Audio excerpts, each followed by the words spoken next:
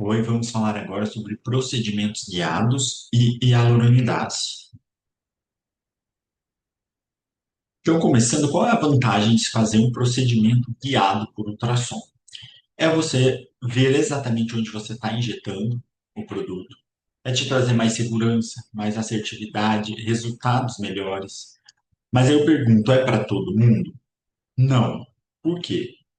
Porque ele torna o procedimento mais dispendioso, então, tanto financeiramente quanto questão de tempo. Então, para você que é dermato, muitas vezes é difícil você mesmo guiar o procedimento, porque você vai precisar da tua mão principal ali para injetar e para fazer o ultrassom, então fica difícil, muitas vezes você pode perder muito tempo com isso.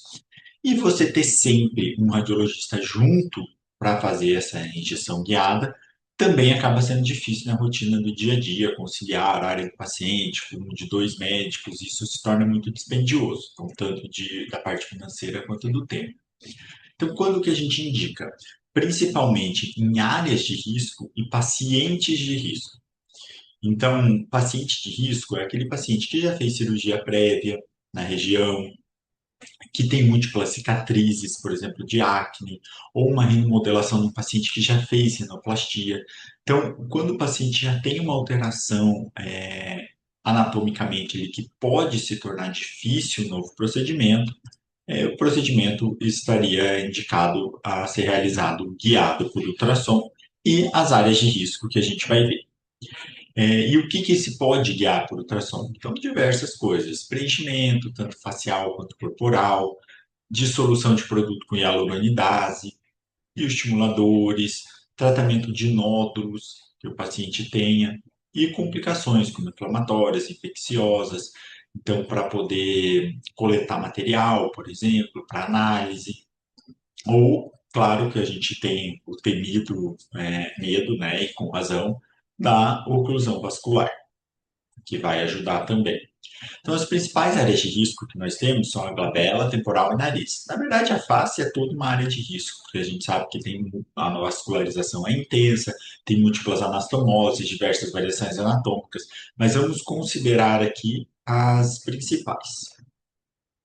Primeira coisa para a gente entender o procedimento guiado, a gente tem que entender o que é ver como é ver a agulha no procedimento guiado. Então, nós temos duas maneiras de identificar essa agulha, em plano e fora de plano. Então, em plano, a agulha ela vai ser visualizada ao longo de todo o seu trajeto. Então, é muito mais fácil de você se você conseguir ver a agulha assim, porque você está vendo toda a agulha, você vê onde está a ponta da agulha e tudo certinho, mas nem sempre isso é viável, dependendo da região, da área que você vai fazer, você vai ter que fazer o procedimento com a agulha fora de plano. Então, que é o transdutor olhando o menor eixo da agulha. E aí ela vai aparecer só como uma bolinha, se for uma agulha mais grossa aqui como sombra posterior, mas às vezes é usada agulha tão fininha que a gente não vai ver essa sombra. E aqui qual é o problema? Em qualquer lugar da agulha que eu olhe, eu vou ver ela como uma bolinha. Então é importante identificar onde está a ponta dessa agulha. Então, para isso, a gente vai deslizar o transdutor. Achou a bolinha? Desculpa. A gente vai deslizar até que essa ponta suma. Então, quando sumir essa bolinha, eu volto um pouquinho e sei que a ponta da agulha está aí. Então, ela é mais difícil de ser identificada, você ter certeza que essa ponta está ali, mas, por outro lado, em algumas regiões ela é necessária. Sempre que você conseguir, o ideal é fazer com a agulha em plano. Então, passando para a glabela é um que a gente diz assim, dá para fazer guiado olhando a agulha, em tempo real, porque é uma região maior que você vai injetar, então a testa ali, né, é uma região grande, você consegue ter o transdutor, ter a mão da agulha ali do injetor junto e você vai conseguir identificar. Em geral, esses vasos, eles são mais profundos na região proximal da glabela e vão se tornando mais superficiais à medida que ele vai subindo pela região frontal. E claro, não esquecer que antes de guiar um procedimento, você vai fazer a análise do exame como um todo. Então é importante você ver se tem alguma variação anatômica, se tem algum produto prévio ali. Então lembrar que glabela é uma região que tem muito preenchedor permanente, como o PMMA, que antigamente fazia muito no suco nasogeniano e acabava fazendo na glabela também. Então sempre procura. Até uma dica, quando você vê PMMA no suco nasogeniano, não esquece de olhar a glabela. É uma região que eu até começo o mapeamento olhando a glabela, porque é uma região que se a gente não, se a gente deixar assim, passa batido, a gente esquece de olhar. Então, sempre olhe. Passando aqui para a região temporal, então nós temos a artéria temporal superficial, que vai se dividir em ramo frontal e ramo parietal. Em geral, esse ramo frontal da artéria, ela vai estar na linha de implantação do cabelo, mas nem sempre. Então, aqui para a gente entender esse preenchimento temporal, a gente tem que entender o que é a têmpora estética, que é essa região que fica aqui, que a gente identifica que é onde é feito o preenchedor, porque a gente sabe que a região temporal é toda essa região aqui da calota, né? Mas para a gente vai interessar essa parte da têmpora estética. Então, que é essa região. Então, o ramo frontal, a artéria temporal superficial, ela sai aqui, a gente vai identificá-la mais ou menos na região anterior ao tragus, ela vem subindo e dela se divide. Ramo parietal, que vai lá para dentro do couro cabeludo, e o ramo frontal. Esse ramo frontal, em geral, ele vem aqui na linha de implantação do cabelo. Então, geralmente não vai atrapalhar esse preenchimento, porque ele é feito aqui mais nessa região anterior.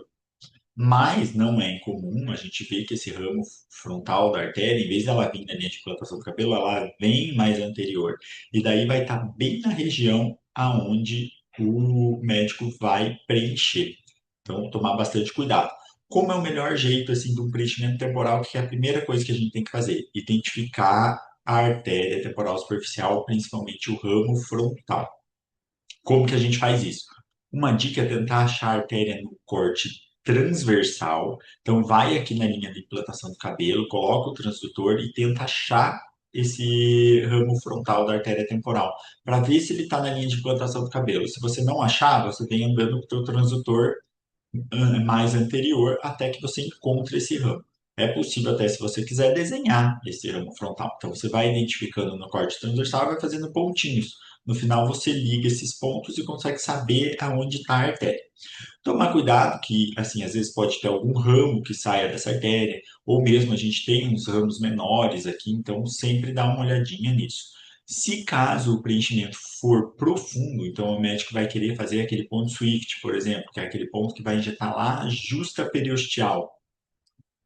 Aí é importante também identificar se junto desse osso não tem a artéria temporal profunda, que vai estar grudadinha no osso geralmente. Então, como que eu faço? Eu falo assim, onde você quer injetar? Marca um X, por exemplo. Onde você vai injetar esse ponto profundo? A pessoa marca um X lá. Você vai lá bem em cima daquele ponto onde ela vai injetar, olha com o transdutor e vê profundo se essa artéria temporal profunda não está lá grudadinha com o osso. Então, o temporal é um que também dá para fazer guiado olhando a agulha em tempo real, por ser uma região maior. Os principais planos de preenchimento, então, o subcutâneo interfacial tem esse plano profundo que eu falei, mas como já teve diversas intercorrências e também acaba que você tem que fazer uma quantidade muito grande de produto lá profundo para poder fazer essa elevação superficial, é o menos utilizado, mas a gente sempre tem que procurar produto ali também. Então, assim, a maior parte das vezes vai ser subcutâneo. O interfacial tem um problema que ele é um plano virtual. Então, ele é entre a face temporal superficial e a porção superficial da face temporal profunda.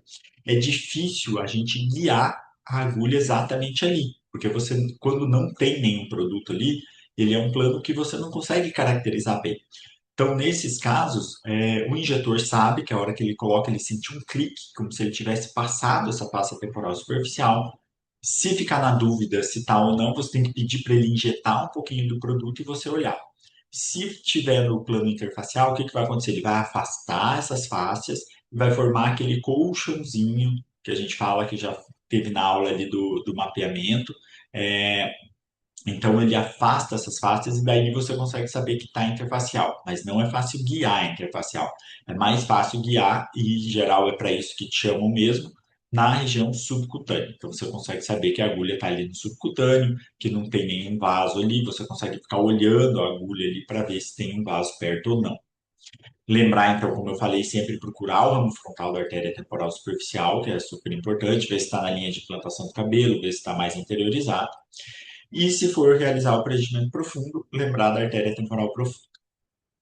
Então, aqui um pré-procedimento. Então, aqui, ó, no corte transversal, a gente identifica esse ramo frontal da artéria temporal. Em geral, também, a gente tem que lembrar que quem vai ter indicação de preenchimento de têmpora é quem tem a têmpora afundada.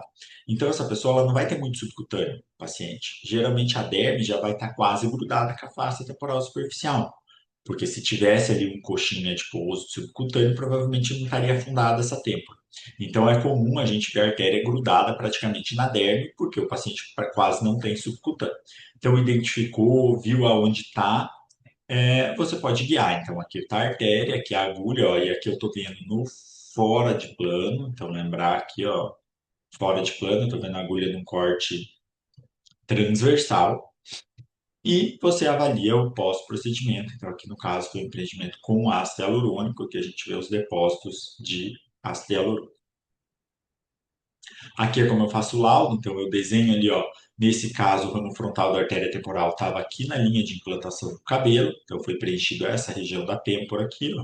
A gente vê que não tinha tanto risco, porque essa artéria estava na localização mais habitual e o procedimento é feito aqui nessa têmpora mais anterior, que é o que a gente chama de têmpora estética. Passando para a região do nariz, então o nariz é uma região que tem muita variação anatômica e o nariz é uma região que não dá para a gente fazer olhando. No dorso nasal, até em alguns casos dá, para você ver a agulha injetando. Mas, no geral, a remodelação guiada, ela não é guiada exatamente. Então, como que é feito essa remodelação? Você vai olhar antes, então você vai avaliar se tem produto prévio nas regiões, você vai avaliar os vasos, se tem algum vaso que cruza a linha média, alguma variação anatômica importante. Depois o profissional vai injetar o produto e você vai reavaliar após o procedimento. Então ele é um guiado, mas é em tempos, né? Você não vai conseguir ver o produto sendo injetado porque é uma região muito pequena, pense que tem que ter o transdutor, que muitas vezes é grande, mas a mão do injetor é uma área muito pequena para muita coisa acontecendo ao mesmo tempo. Então é isso que a gente vai fazer essa avaliação pré. Lembrando, quais as áreas que realmente, que geralmente preenche? Pode ter várias áreas que preenchem numa remodelação. Então pode ser dorso ósseo, dorso cartilaginoso, naquele paciente que tem que fazer uma elevação desse dorso. Na ponta nasal, então, para dar uma maior definição da ponta, um afinamento dessa ponta. A columela, que é essa região entre as fossas nasais, então, essa pelezinha que tem aqui. A columela, tem paciente que tem a columela mais para dentro, então, você preenche para essa columela sair um pouquinho para fora e ficar mais bonito. As fossas piriformes, então, são nas regiões aqui que o nome correto seria então a porção superior do sulco nasogeniano lateral à asa nasal, mas a gente conhece bem como fossa piriforme, que esse procedimento é feito profundo e o objetivo é reduzir essa, até melhorar o bigode chinês também, né, o sulco nasogeniano, e reduzir quando a pessoa sorri que a asa do nariz abre. Então ele segura um pouco essa abertura da asa nasal quando o paciente sorri. E a espinha nasal, que então é bem aqui embaixo, aqui da columela, que tem o pontinho ali da espinha nasal, que geralmente é feito para fazer uma projeção dessa ponta. Então você injeta ali e a ponta dá uma subidinha para fazer uma projeção. Então tem que olhar todas essas áreas? Tem. Mesmo se você for lá e o profissional te falar, eu vou injetar só no dorso. Você fala, não, tudo bem, mas eu vou dar uma olhada como um todo antes. Porque o que que acontece? Muitas vezes injeta no dorso, daí ele vê assim, agora eu acho que se eu colocar um pouquinho na espinha, essa ponta vai projetar, vai ficar mais bonito. E aí você não olhou se tinha alguma coisa ali na espinha ou não. Então, eu faço assim, sempre que é a remodelação, eu olho todas essas áreas antes, independente de onde o profissional for injetar. Então, lembrar o dorso, columela, ponta nasal, espinha nasal e fossas piriformes. E o que que a gente vai procurar, então, né? Então, as artérias, aqui lembrando que a artéria dorsal nasal, ela vem nesse sentido, né? Então, ela é super perigosa porque ela é um ramo da carótida interna. Ela vem nesse sentido longitudinal, aqui descendo pelo nariz, e geralmente ela é mais lateralizada em relação à linha média. Então, eu gosto de ver num corte transversal aqui na região do dorso. Eu vou ver as artérias como no corte menor, né? Então, eu vou ver ela no corte transversal, duas bolinhas, e vejo que elas estão mais lateralizadas, que não tem nenhum vaso, nenhuma comunicação importante nesse dorso nasal. As artérias nasais laterais, então, que vem bem juntinho aqui à asa do nariz, né? E quando eu vou olhar nesse sentido com o transdutor, eu vou ver ela no maior eixo, então eu procuro a nasal lateral e vejo se também tem alguma comunicação entre elas, porque assim, a gente tem uma rede anastomótica no nariz e que em algum momento essas artérias se cruzam por ramos menores, assim.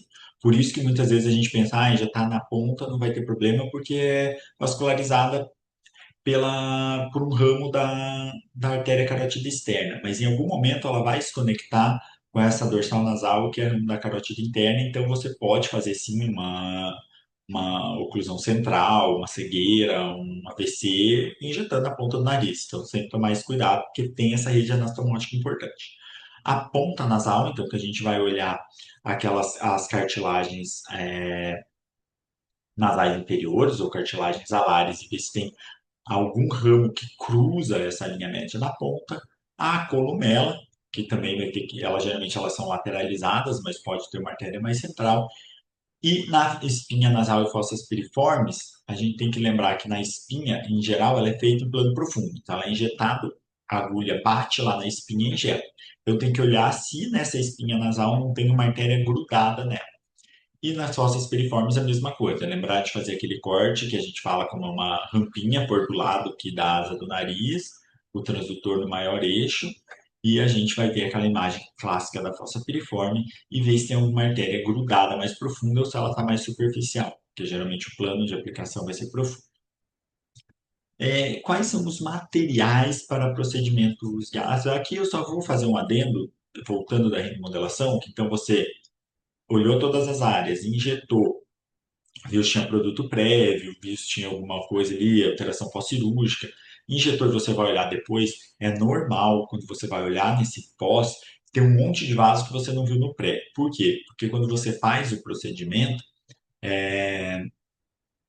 faz uma hiperemia ali local, né, pelo próprio procedimento, então aparece um monte de vasinho menor ali que fica mais hiperemiado, mas é normal, procura sempre os ramos principais ali das nasais laterais, da dorsal nasal, e você já tinha certeza que não tinha nenhum vaso grande cruzando a linha média e tudo. Fiz esse adendo que é importante que a gente olha depois, no final, e fica meio assustado, meu Deus, tinha um monte de vaso que eu não vi antes. Voltando aqui agora, então, quais são os materiais necessários para um procedimento guiado? Então, você tem que ter um gel estéreo ou fazer com clorexidine. Lembrando que clorexidine, às vezes, ele pode ser irritativo para a córnea, então tomar cuidado em região muito perto do olho de usar clorexidine. Então, é sempre bom. Eu gosto, tem gente que não gosta desse gel estéreo, mas eu, particularmente, gosto muito do gel estéreo, é esse que eu uso.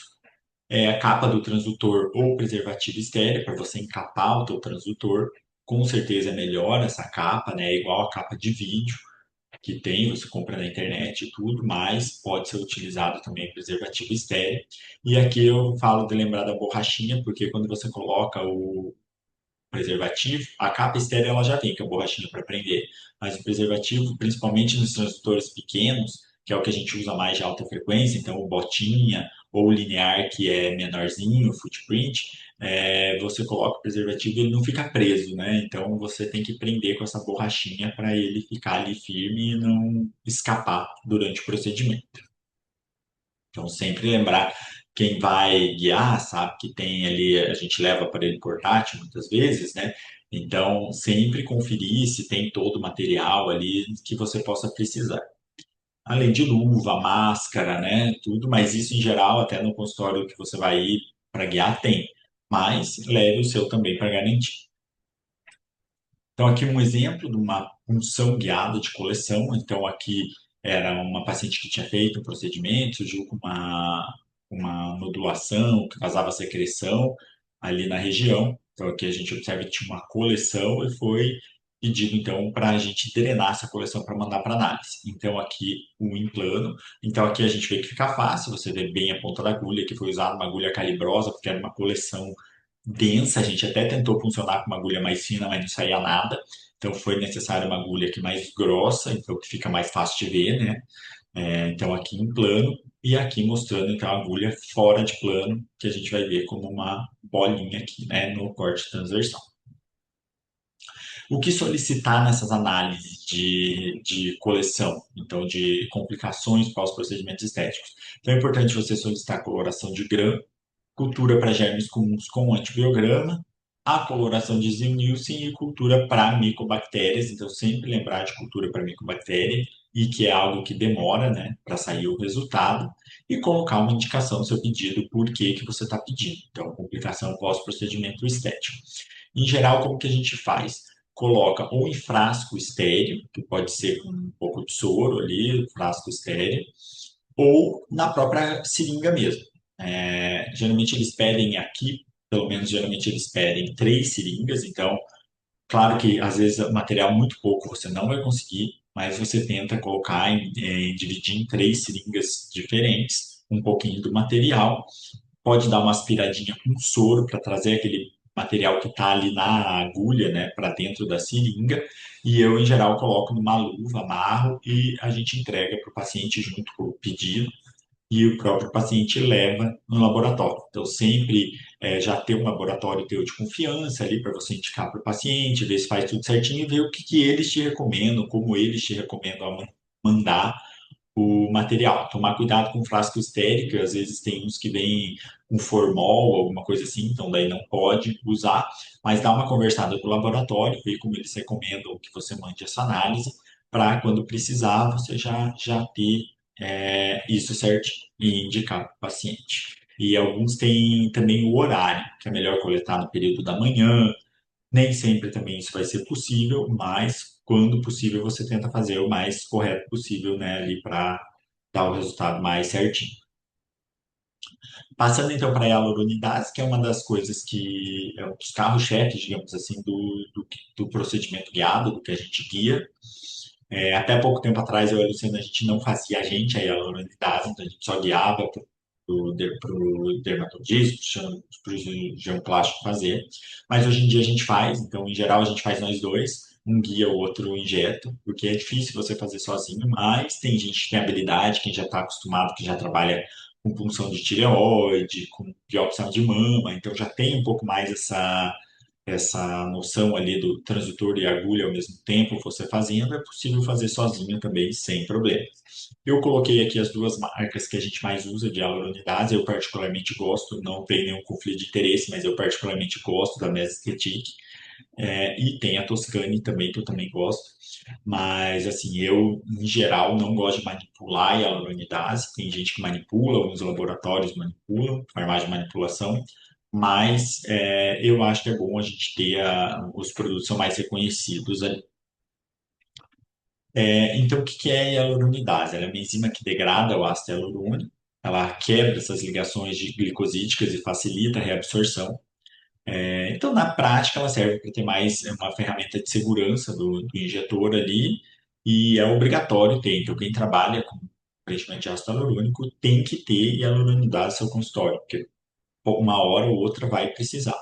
Então, hoje até os artigos já falam que talvez ele não degrade totalmente esse ácido hialurônico, então eles falam que ele modifica esse ácido hialurônico, e muitas vezes a gente faz hialuronidase, vai ver, ainda tem um pouco de produto, então até nesses casos agora de desarmonização, né, então surgiram alguns artigos falando que é uma mudança do ácido hialurônico que você faz com a hialuronidase, não necessariamente você vai retirar ela toda, né. As principais indicações, então lembrar que a hialuronidase ela é off-label na estética, ela não é aprovada para uso estético ali, injetável, ela é off-label, mas você vai ter que fazer, né? Em alguns casos. Então, quais são as principais indicações? São nódulos, excesso de produto para correção, plano de aplicação incorreto. Então, na região orbital, por exemplo, é muito comum a gente ver produto muito superficial, o paciente pode ficar com uma bolsa, pode ficar com o efeito Tyndall, que é aquela reação da luz com o ácido hialurônico que torna azulado, então fica com uma olheira azulada. Pode ter alguma assimetria e você vai ter que corrigir. E granulomas de produtos, né? E também pode ter essa indicação de fazer. E, claro, a oclusão vascular, que é o uso mais crítico da hialuronidase, que nesse caso não é só correção, é uma ferramenta de emergência. Então, como que ela funciona? Ela age como uma endoglicosidase, que ela vai hidrolisar o ácido hialurônico, fragmentar para o organismo reabsorver. Ela tem uma meia-vida curta de 5 a 7 minutos, então lembrar que a gente tem ácido hialurônico na pele ali, né? Então ele também degrada isso, mas que não é um efeito importante, assim, clinicamente, digamos, porque o ácido hialurônico também é refeito muito rápido. Então não tem problema com o teu ácido hialurônico endógeno você injetar hialuronidase. Quanto menos cross-linkado, então lembrar daquela reologia do ácido hialurônico, que ele é ligado para ficar mais denso ou menos denso. Então, quanto mais fluido ele for, então menos cross-linkado ele for, mais fácil de dissolver. E quanto mais duro, mais coeso, então de um G' maior, que é aquele gel mais denso, que geralmente é usado para contorno de mandíbula, ou de arco zigomático, que é aquele ácido hialurônico que você quer usar como volume mesmo, que você vai usar um produto denso, ele é mais difícil de dissolver e muitas vezes você não vai conseguir dissolver com uma única sessão. O que influencia? Então, o tipo do ácido hialurônico, até marca mesmo, tem marcas que são mais fáceis de dissolver do que outras, o grau de crosslink, o volume que foi aplicado, o tempo dessa aplicação, se é um produto antigo ou mais recente, e essa coesividade e concentração. A dose, então, em geral, o frasco, a ampola, ela vem com 1.500 unidades. Daí você dilui em 10 ml, por exemplo, você vai ter 150 unidades por ml. A gente considera que para dissolver, você calcula que a cada 0,1 ml de ácido hialurônico, você vai precisar de 15 unidades de hialuronidase. Nem sempre você vai conseguir saber esse volume que foi injetado, né, de ácido hialurônico. Então, se você foi o injetor, você injetou, tem ali no prontuário, injetei tantos ml. Paciente, você sabe, consegue fazer esse cálculo para saber mais ou menos quanto você vai precisar da enzima. Mas às vezes chega para gente que fez com outro profissional, e aí você vai muito pelo feeling ali, a quantidade que você acha que tem, se tem muito, se tem pouco.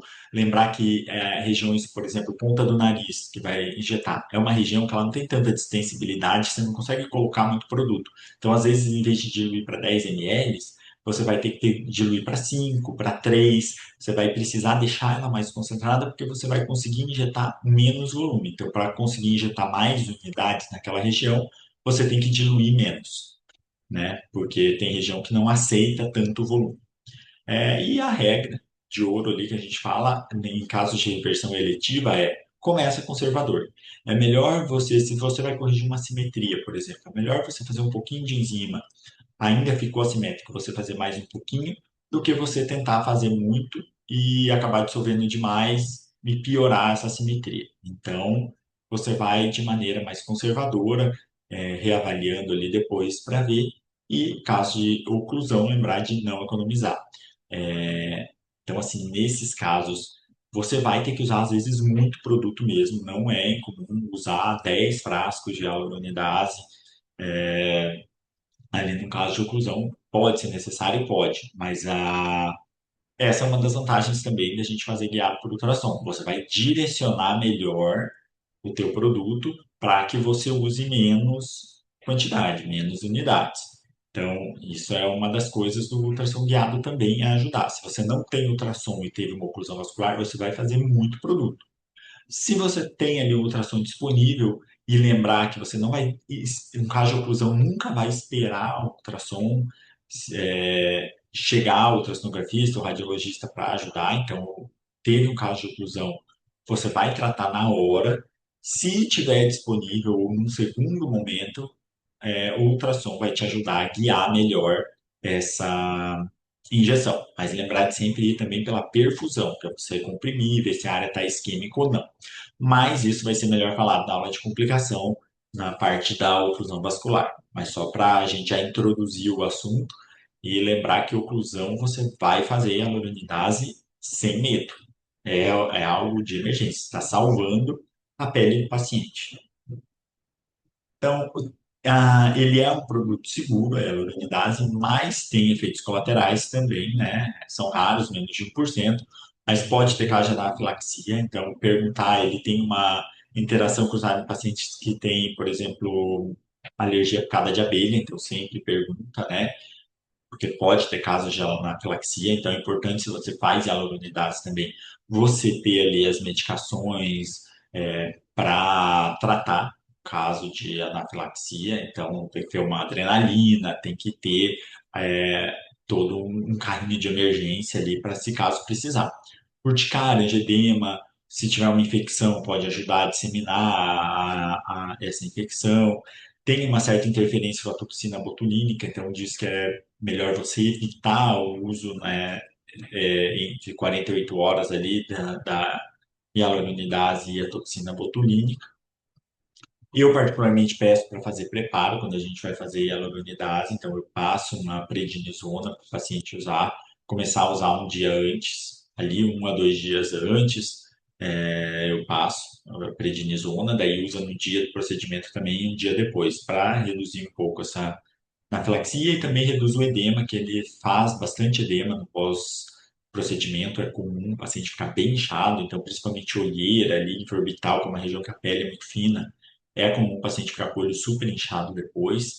Então, eu prefiro fazer o preparo em todos os pacientes. Então, aqui mostrando um exemplo, aqui na região do orbital, o músculo orbicular, aqui a agulha também, a gente conseguindo ver ela em plano, injetou, vai ficar esses artefatos, depois que injeta a hialuronidase, fica esses artefatos pós-injeção. Aqui um outro exemplo de hialuronidase, um paciente com preenchimento peniano, tinha ficado com uma área de maior acúmulo de produto.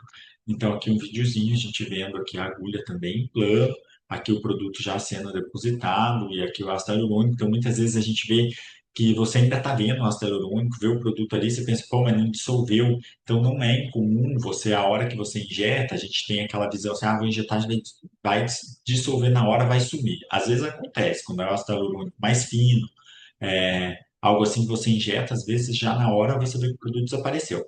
Mas esses ácidos hialurônicos mais densos, então no peniano também é usado um ácido hialurônico que tem uma coesividade maior, que ele precisa dar volume, e ele não pode ser um produto muito fininho, porque senão ele escorre, né? Pode dar assimetria, o produto descer para a ponta do pênis e tudo, então ele é feito um produto mais denso, às vezes você não vai ver essa dissolução na hora. Mas é importante você ver que a área onde tem o produto tem a enzima ali, você deu os artefatos, você injetou em toda a região, então você injeta, vai reavaliar o paciente. Quando você vê ali ele 48 horas depois, você vê que esse produto desapareceu ali, né? Foi absorvido. Se ficar alguma coisa, você pode ter que fazer um complemento depois, com mais um pouco da enzima, certo? Então, assim, o que que fica de mensagem dessa aula? Qual que é o diferencial do ultrassom num procedimento estético? Que seria o procedimento guiado. Qual é a vantagem? É você ver onde está injetando o produto, então você sabe a camada que você está fazendo, você vai ver se está no plano correto, se é ali mesmo que você quer fazer, se você quer fazer justa periosteal, se você quer fazer no subcutâneo mais superficial. Então você consegue ter toda essa visão que sem o ultrassom você não vai ter. Você consegue guiar a dissolução de produtos, então isso é muito importante, porque você vai utilizar menos quantidade de produto, então menos hialuronidase, por exemplo, você vai utilizar mais segurança, porque a quantidade de produto é menor. E esse é o principal. Se tivesse que resumir assim, qual é a vantagem de um procedimento guiado de uma palavra? Segurança. Que é isso que vai te trazer, certo? Muito obrigado.